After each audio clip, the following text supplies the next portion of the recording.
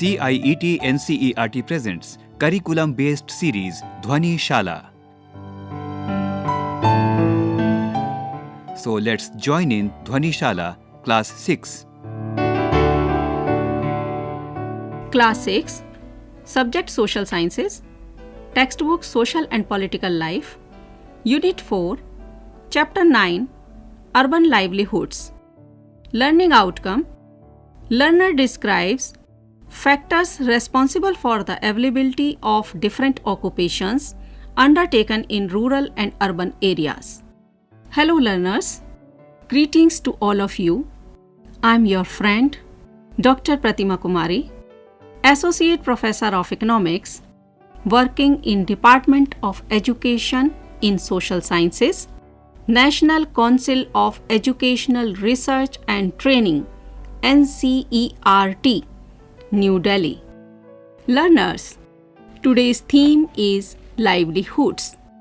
Through this theme, you will be able to know about how people make a living in the rural and urban context, and also the issues of the diversity of livelihoods, and describe factors responsible for the availability of different occupations undertaken in rural and urban areas. Before coming to the theme, that is livelihoods and related learning outcome, it is important to know in brief about the subject area, that is social and political life, and class-specific learning outcomes for better understanding of today's theme, that is livelihoods. Learners, at the upper primary stage, the domain of social sciences consists of subjects such as geography, history, political science, and economics. Members of the team that drew up the National Curriculum Framework 2005 were of the opinion that the subject civics grew out of a certain colonial past and therefore required to be changed. In addition, members of the curriculum committee felt that civics had been focused only on describing government institutions and programs and needed to develop a critical outlook. Social and political life is the new subject that emerged out of this exercise. This new subject has also simultaneously expanded its scope by including within its purview topics that deal with various aspects of social, political, and economic life. Learners, you might be thinking, what is different about social and political life? A great deal of effort has gone into consciously devising a different approach while writing this textbook. The textbook incorporates a mix of the following three elements. 1. Recognizing that children learn best through concrete experiences. Discussions on institutions and processes are here through incorporating these either in the form of fictional narratives or case studies or exercises that draws on the child's experiences. 2. Introducing concepts with a view to enabling comprehension rather than the retention of facts. Minimizing a listing of information through asking questions that encourage the child to think and through avoiding definitions wherever possible. 3. Keeping in mind that the child is already deeply engaged within familial and social networks, balancing the ideal with the real in our discussion of topics. Learners, Social and Political Life book is divided into 4 sections that focus on different concepts, that is, diversity, government, local government, administration, and livelihoods. Each section contains chapters that elaborate and expand on these concepts. There is one unit on livelihoods about which you will learn today. It has two chapters, one rural livelihoods and two urban livelihoods. So learners, by now you might have understood that social and political life focuses on key concepts and knowledge for understanding the functioning of Indian democracy and economy.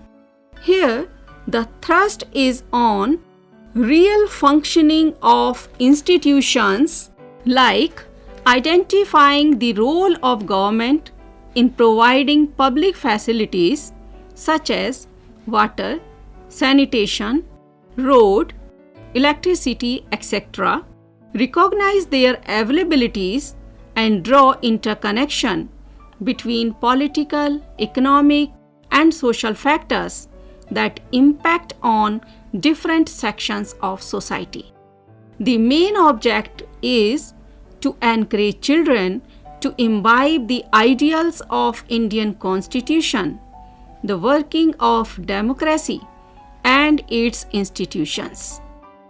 Learners, the learning outcomes in social and political life at the end of upper primary stage would enable you to imbibe the value of Indian Constitution and their significance in everyday life.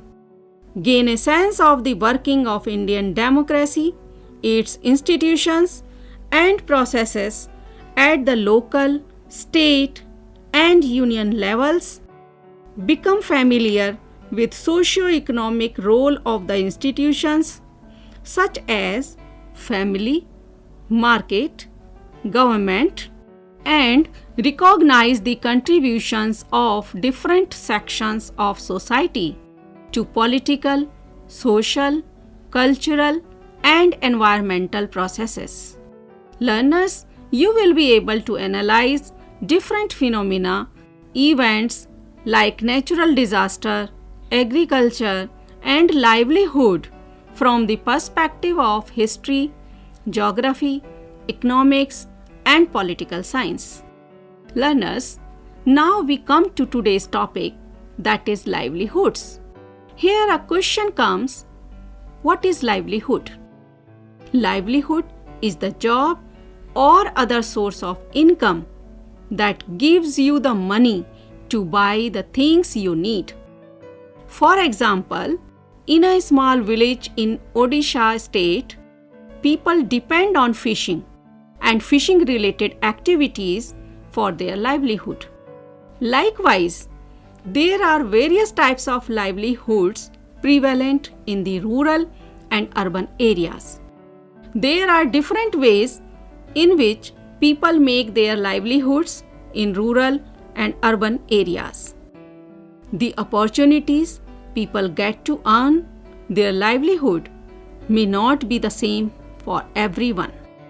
Learners, the kind of work they do may also vary depending on several factors such as the regions they live, the area they inhabit, the culture of a particular region, and so on. Some may be engaged in a work that provides them income throughout the year, like those engaged in small-scale cottage industries and service sectors of the economy. Few may be engaged only for some time in a year, such as those involved in agricultural activities like sowing, weeding, harvesting, and transplanting. Learners, different jobs may also involve different issues and challenges, which again may vary from person to person or one group to another. Gender, culture, history, and geography affect the livelihoods of different groups within a community. Learners, the learning objective of learning this theme are to identify the different ways in which people earn their living in urban and rural areas, to examine whether people have equal opportunities to earn a living, and to describe the similarities and differences in life situations and the challenges people face in different areas. Learners, the theme livelihood is expected to enable you to describe and understand the factors responsible for availability of different livelihoods undertaken in rural and urban areas by men and women. Learners, there are more than 5,000 towns and 27 big cities in India. Big cities like Chennai, Mumbai, Delhi, Kolkata, etc. have more than 1 million people living and working. Do you know, they say that the city never sleeps. Many people do so many different things in the urban areas like rural areas. They have probably never met each other, but it is their work that ties them together and helps to make up urban life. Friends, now you will learn, are they employed by someone or are they self-employed? How do they organize themselves? And do they have similar employment and earning opportunities? Learners, in urban areas, there are people who are self-employed persons or the employers. To understand this, I would like to share with you the morning scene of a city. Friends, you might have seen on the street of the city, the vegetable vendor is busy arranging tomatoes, carrots, and cucumbers in baskets at her stall, so that people could see what she had to sell. Next to her, there is a lovely, colorful person that sold all kinds of flowers.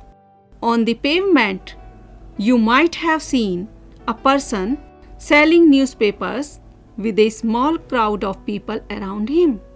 Do you know, everyone wants to read the news. Buses whizzes past and there are auto rickshaws filled with school children. Nearby, under a tree, a cobbler sits taking his tools and materials out of a small tin box. Next to him, the roadside barber has begun his work. He already has a customer who wants an early morning shave. A woman is pushing along a cart with all kinds of plastic bottles, boxes, hairpins, clips, etc. in it, while another person on a cycle trolley is carrying vegetables to sell to people in their houses. There is a place where rickshaws are standing in a row waiting for customers. Friends, like rickshaw pullers, a large number of people work on streets. They sometimes sell things or repair them or provide a service. They work on their own. They are not employed by anyone and therefore they have to organize their own work. They have to plan how much to purchase as well as where and how to set up their shops. Their shops are usually temporary structures. Sometimes just some boards or papers spread over discarded boxes or maybe a canvas sheet hung up on a few poles. Learners, they also use their own carts or simply a plastic sheet spread on pavement. They can be asked to dismantle their shops at any time by the police. They have no security. There are certain parts of the city where these hawkers are not allowed to enter. Friends, vendors sell things that are often prepared at home by their families who purchase, clean, sort, and make them ready to sell. For example, those who sell food or snacks on the street prepare most of these at home. Do you know there are almost 1 crore street vendors in the country working in urban areas?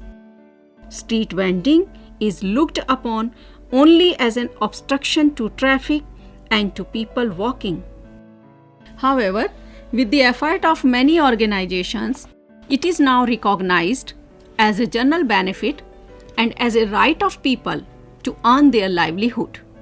The government is thinking about modifying the law that banned street vendors so that they have a place to work and that there is also a free flow of traffic and people. Hawking zones have been suggested for towns and cities. It has also been suggested that mobile vendors should be allowed to move around freely. Hawkers need to be a part of committees that are set up to take these and other decisions relating to them. In the market, the shops are about to open, but the place is already crowded because of the festival season. Friends, there are rows of shops selling sweets, toys, clothes, footwear, utensils, electronic goods, etc. There is a dentist clinic also at one end. Beside dentist shop, there is a garment showroom of ready-made clothes. Friends, I came to know that a woman has opened this showroom some years ago. She is a dress designer. Her business has changed because these days people prefer to buy ready-made garments rather than have them stitched. The trend these days is for ready-made garments. For her showroom, she buys things from different places. She buys most of the materials from Mumbai, Ahmedabad, Ludhiana, and Tripura. Some materials also come from Noida and Gurgaon, towns near Delhi. She gets some dress items from foreign countries too. There are several things she needs to do to run this showroom properly. She advertises in various newspapers, cinema theatres, television, and radio channels. Currently, this building is rented, but soon she plans to buy it. Ever since this market has become the main market for people living in the surrounding apartments, her business has grown. She has been able to buy a car and book a flat in an apartment complex nearby. Friends, what you need to do now, you need to talk to a shop owner in a market and find out how he plans his work. Have there been any changes in his business in the past 20 years? What are the differences between those who sell on the street and those in the market? Learners, by now you understand that there are many people who own shops in various markets of the city. These shops may be small or large and they sell different things. Most business persons manage their own shops or business. They are not employed by anyone, but they do employ a number of other workers as supervisors and helpers. These are permanent shops that are given a license to do business by the municipal corporation. The municipal corporation also decides on which day of the week the market has to remain closed. Learners, for example, the shops in the market are closed on Wednesdays. This market also has small offices and shops that provide services such as banks, courier services, and others. Learners, there are many workers in the city who work in offices, factories, and government departments where they are employed as regular and permanent workers. They attend the same office or factory regularly. Their work is clearly identified. They get a regular salary. Unlike casual workers, they can't be asked to leave if the factory does not have much work. Being permanent workers, they also get other benefits such as savings for old age. A part of their salary is kept in a fund with the government. They earn interest on these savings. When they retire from this job, they will get this money and they can then live on that. They get off on Sundays and national holidays. Also get some days as annual leave, medical facilities for their family. Their company pay the medical expenses up to a certain amount for them and their family members. They get medical leave if they fall ill and their salary is not cut if they take this leave. Learners, do you know there are thousands of such casual workers in the city? Most workers are employed on what is known as casual basis. That is, they are required to come as and when the employer needs them. They are employed when the employer gets large orders or during certain seasons. At other times of the year, they have to find some other work. Learners, their jobs are not permanent. If workers complain about their pay or working conditions, they are asked to leave. There is no job security or protection if there is ill treatment. Learners, we have discussed that landless laborers find work only for 7 months. For the rest of the months, some of them migrate to nearby urban areas for work like construction workers and rickshaw pullers. Learners, have you seen a large number of people sitting on railings or in groups at the crossing? They seem to be waiting for someone. Some groups had people on scooters standing by and talking with them. Do you know? This place is called Labor Chalk. These are daily wage laborers who work as helpers to masons. They dig at construction sites, lift loads, or unload trucks in the market, dig pipelines and telephone cables, and also build roads. Learners, I share with you a description of the living conditions of workers who come to the labor chalk reported in a newspaper. Most workers that we find at the labor chalk cannot afford permanent accommodation and so sleep on pavements near the chalk, or they pay ₹6 a night for a bed at a nearby night shelter municipal corporation. To compensate for the lack of security, local tea and cigarette shops function as banks, money lenders, and safety lockers, all rolled into one. Most workers leave their tools at these shops for the night for safekeeping and pass on any extra money to them. The shopkeepers keep the money safely and also offer loans to laborers in need. They are also expected to work very long hours. Learners, for example, in the cloth mill units, the workers work on day and night shifts, with each shift lasting 12 hours. One worker works on one machine for 12 hours and then is replaced by another on the same machine for the next 12 hours. Learners, here are questions for you. 1. Why do you think small workshops and factories employ casual workers? 2. Would you say that domestic workers like housemaids are also casual workers? Why?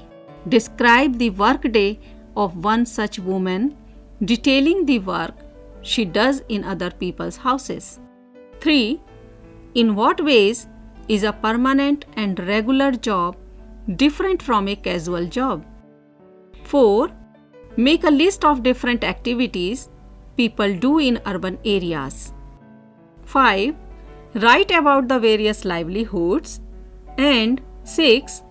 Make poster on different occupations taken up by men and women. Learners, you need to collect the details from some shops about their size, goods sold in the shop, the price levels prevailing in different kinds of shop. This is question number 7. 8. Do you know why some people sell their goods on roads and some are selling in shops? Learners, you need to talk to your parents, guardians, whether they migrated from one place to another, why did they migrate, what their grandparents were doing, is there any major benefit from migrating to the current place of residence? Learners, by now you might have understood about different occupations in which people engaged in rural and urban areas and describe factors responsible for the availability of different occupations undertaken in rural and urban areas. Learners, happy learning. Next time, we will discuss a new theme. Thank you. So friends, you were just listening to the series Dhwani Shala. Production assistants Meenakshi Kukreti and Tanu Gupta. Recorded by Bati Langlingdo. Produced by Vandana Arimardhan. This series was brought to you by CIET-NCERT, New Delhi, India.